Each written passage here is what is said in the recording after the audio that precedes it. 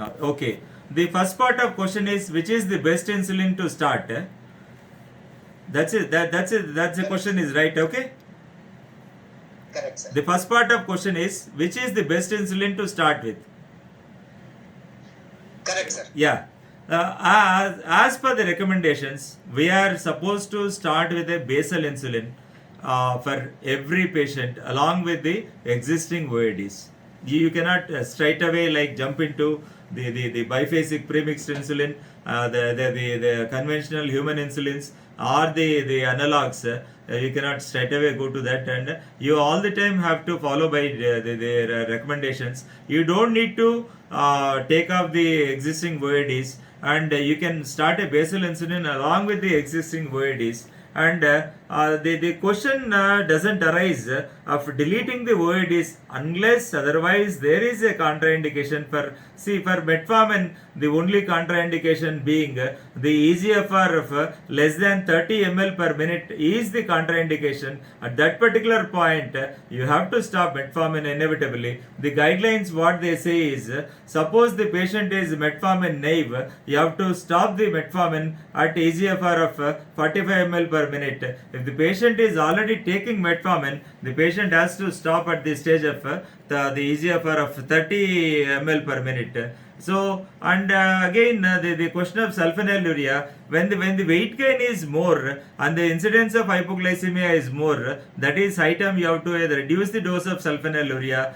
or if the patient is on glibenclamide or the glipizide, you better can shift the patient to the either the glycoside or the third generation sulfonylurea, the glimepiride, as it is evidence from the Carolina. Actually, the first time in the world a sulfonylurea glimepiride was compared with that of the linagliptin, a DPP4 inhibitor, and the Boehringer people had done this Carmelina followed by Carolina, where it was compared with glimepiride, and then the dose of linagliptin was 5 milligram constant throughout the 52 weeks, whereas the dose of glimepiride was increased from 1 milligram to 2 milligram after 4 weeks, and after 4 weeks again 2 to 3 and 3 to 4 was increased, and maximum dose of glimepiride used was the 4 milligram of glimepiride a day, and the results were so surprising that the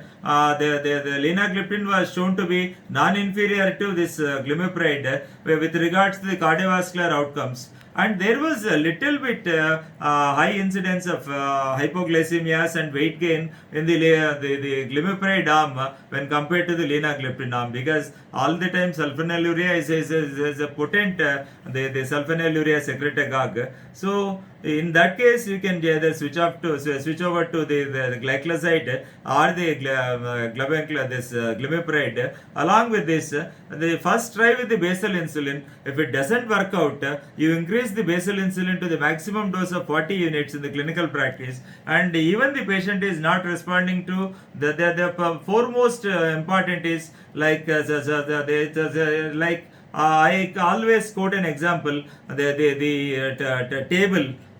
See, where table has got four pillars, four legs, and a tabletop, and one pillar of the like one leg is this diet, and the second leg is exercise, and the third leg is oral drugs, and the fourth leg of the table is insulins. And without a tabletop, the table is never complete. The tabletop is the continuous medical education to the patients, that is constant counseling to the patient, that fetches you in the long run, so that the patients have the better understanding about the disease, and we need to translate the medical research into patients' colloquial language. Then only we will be a successful clinicians. And I think that clarifies all the doubts.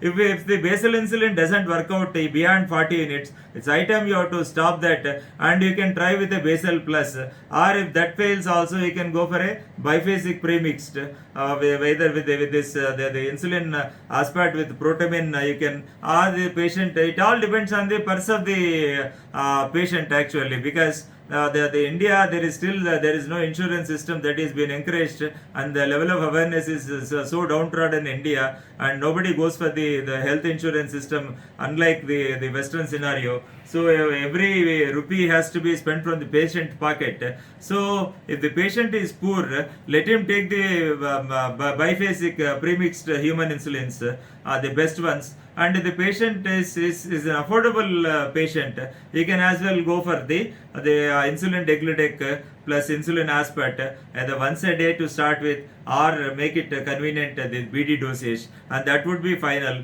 And there are certain conditions wherein you need to withdraw all the drugs and put the patient only on the regular insulin. That is the one condition, that is the diabetic ketoacidosis. And when the patient is admitted into the hospital with some acute emergency, let it be like this COVID scenario, or some acute fevers, or some myocardial infarction, or with some stroke, the complications that are diabetic kidney disease, and the patient gets admitted to the with diabetic foot, then it is high time you have to stop all the oral drugs, and then put the patient only on the basal bolus insulin. That is the types of insulin we select in depending upon the different scenarios what I have mentioned, Praveen. Yeah. Thank you so much, sir. The same kind of question also we have in terms of Ida gas.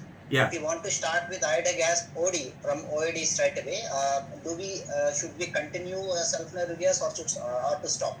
Yeah, it depends. You can if the patient is not experiencing the hypoglycemia when you start basal plus insulin like Idagasp, you can continue that. Or the weight gain is more, the incidence of hypoglycemia is more, you can take away the sulfonylurea. You can continue with the metformin, the maximal dose being 2 grams a day in divided doses, 1 gram in the morning, 1 gram in the evening. And there are any number of agents like even the DPP4 inhibitors have come, and then the cheapest DPP4 inhibitors, the vildagliptin, has become off patent the last December 2019, and 15th it has become off patent. Now it is available 50 milligram of vildagliptin, which was 30 rupees earlier, is now available at 5 rupees. So per day 2 tablets at 10 rupees, you can add vildagliptin to the metformin,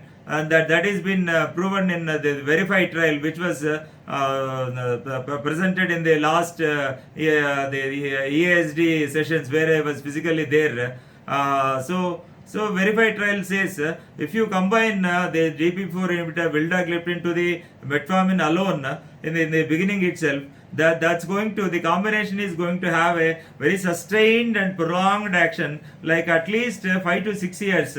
We can just maintain the patient on this particular combination. So in case the patient is not controlled, you take off this and you add one the metformin.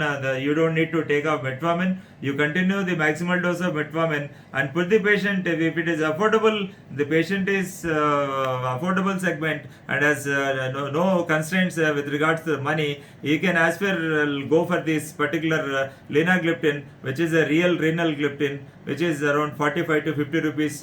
And there are certain the compelling indications as per the latest 2020 American Diabetes Association guidelines, and even the European Society of the CASD, European Society for the Study of Diabetes, that has given the guidelines saying that if the patient suffering the case of type 2 diabetes, suffering from either atherosclerotic cardiovascular disease or at risk of developing atherosclerotic cardiovascular disease, the patient must be put on the SGLT2 inhibitor or the GLP-1 receptor agonist, the injectables, or both, even with metformin or even without metformin also. That is the compelling indication. When you have such compelling indication, you have to put that, and on top of it you can add this particular the basal insulin or the basal plus or the biphasic premixed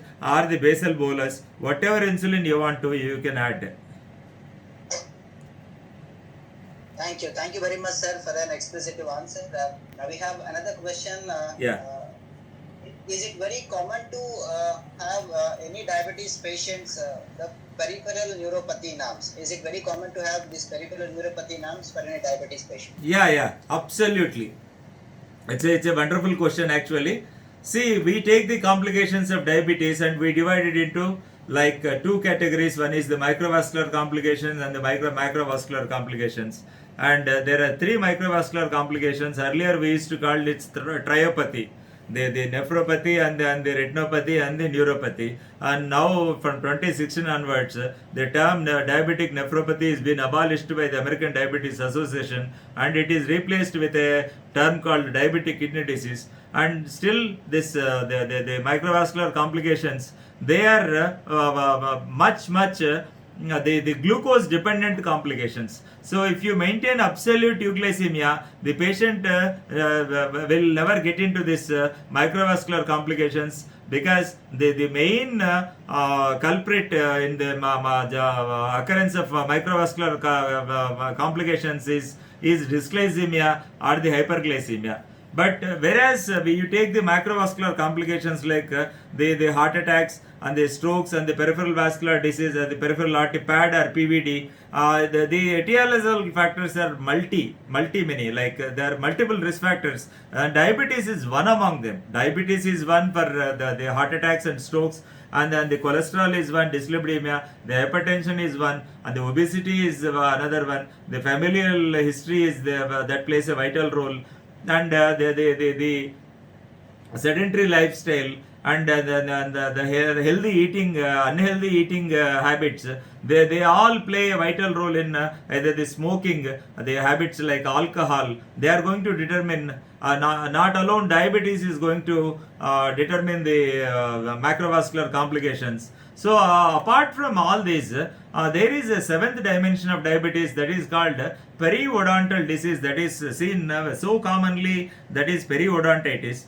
And out of all these complications, the maximum incidence is seen with retinopathy, that is 96% of the diabetes patients, they do suffer from the foremost complication is retinopathy, 96%, followed by the cardiovascular complications, it is 86%, followed by the neuropathy. Neuropathy accounts to 60 to 70% of the patients in the patients suffering from the type 2 diabetes, or even the other types also. And so it is quite often seen in the most the presenting symptom itself to the diabetologist or the endocrinologist or the physician is the painful sensory neuropathy. That is, there are again different types of neuropathy. You find the sensory neuropathy and the motor neuropathy and the autonomic neuropathy. Again, the sensory neuropathy is again a large fiber neuropathy or a small fiber neuropathy. And small fiber neuropathy is which is painful. That is, the patient complains of the burning sensation, tingling, and the electric lancinating like shocks and all. So that is the typical presentation of the painful small fiber, small nerve fiber neuropathy, whereas large. Am I audible? రాలేదు sir, ఇది net disconnect అయింది sir. Net disconnect అయింది sir.